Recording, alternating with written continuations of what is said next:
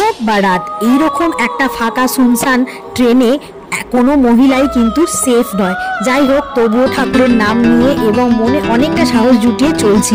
ট্রেনে মাত্র কয়েকটি হাতে গোনা মানুষ, গুটি কয়েক মানুষ, দেখতেই পাচ্ছ তোমরা। আর সেখানে আমরা একটু ভয়টা কম হয়েছিল এই ভদ্রলোক এবং ভদ্রমহিলার জন্য, কারণ কি এনারা আমাদেরকে ইনডাইরেক্টলি অনেকটা সাহস এবং উৎসাহও দিচ্ছিল। যাই হোক, তবুও একটা ভালো কথা বলা, যেটা না বললে নয়, এনাদের প্রেম দেখে আমি কিন্তু সত্যিই লজ্জায় পড়ে গিয়েছিলাম। কথা বলতে বলতে চলে এসেছি নামখানা স্টেশনে। আর সোনাইকে দেখো, নিজের ভার নিজেই নড়তে পারছে না আর একটা ভারী ব্যাগ নিয়ে দাঁড়িয়ে পড়েছে। ভয়টা আমার কিন্তু এখনো শেষ হয়নি, কারণ কি আমার হাজবেন্ড এখনো আসতে অনেকটা সময় রাখবে, কারণ কি সে মাঝপথে রয়েছে। এইবারে ছোট ছোট পায়ে কতটা আর এগোবো, ফোনে ফোনে যতক্ষণ কানেক্ট থাকা যায়, তারপরে তার কথা অনুযায়ী আমরা ওখান থেকে বেরিয়ে পড়লাম।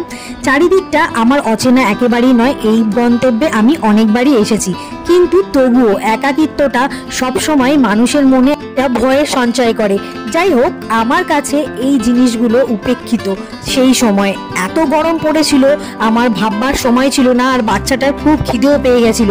চটপট করে আমরা ওখান থেকে বেরিয়ে একটা টোটো ধরে নিই। গন্তব্য ছিল তখন খাওয়ার হোটেল, কিন্তু এতটাই সময় চলে গিয়েছিল যে কোনো হোটেলই ওখানে খোলা ছিল না খাবার। তো আমরা তাড়াতাড়ি করে টোটো ধরে সেখান থেকে কিছুটা দূর গিয়ে একটা খাওয়া দাওয়ার হোটেলে পৌঁছে গেলাম। সেখানে গিয়ে আমরা খেতে বসে গেলাম। কিন্তু কলকাতার এই ধরনের খাবার থেকে আমার মনে হয় গ্রামের এই ধরনের খাবারের টেস্টই আলাদা। আমার থালিতে ছিল ভিন্ডি আলুর তরকারি, আলু ভাজা, পাঁপড়, ডাল আর ছিল চিকেন। আমরা তো জমিয়ে খেয়েছি। সে যে একটা পরম শান্তির অনুভব হচ্ছিল বন্ধুরা, এতক্ষণ না খাওয়ার পর যে খাওয়াটা পেলে যে হাগুরের মতন খিদে পায়।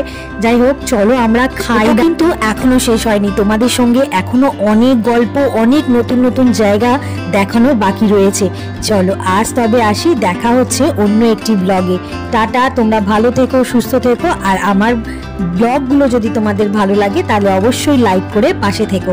আজ আসি, দেখা হচ্ছে তাহলে অন্য একটি ব্লগে।